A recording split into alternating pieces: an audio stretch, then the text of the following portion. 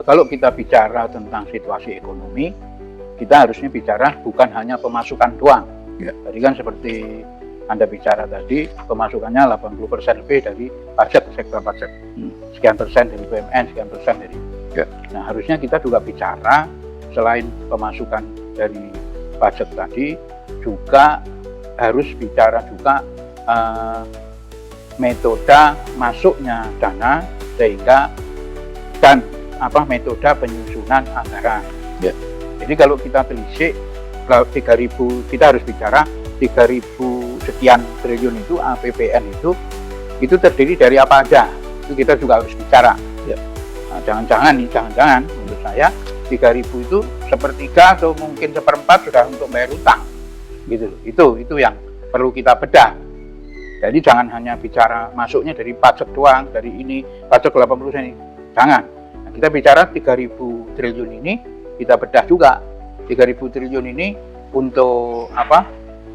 Untuk bayar utangnya berapa? Supaya kita bisa fokus untuk menyelesaikan kesulitan ekonomi dari pemerintah, dari bangsa ini. Ya. Sebetulnya apa sih pengeluaran terbesarnya itu? Apa seperti saya katakan tadi, bayar utangnya juga bunganya sama cicilan terlalu banyak. Saya tidak tahu persis angkanya, tapi mungkin sekitar 600 sampai 700 ya, hanya untuk bayar utang doang. Nah, jangan sampai defisit anggaran ini justru dibayar dengan utang lagi. Itu loh maksud saya. Itu dulu, kita bicara itu dulu.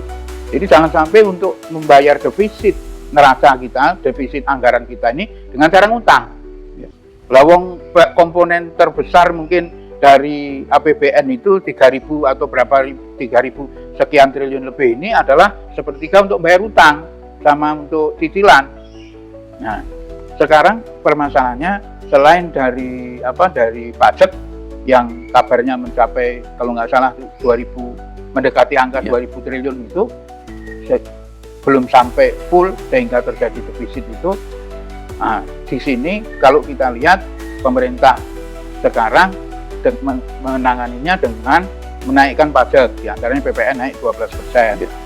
Menurut saya itu salah satu dari metode untuk ngejar, apalagi PPN 12% itu tidak sembarang dilakukan di kebiahuyah di semua lini sama aja. Itu terakhir saya dengar dipisah menjadi bahan mewah aja.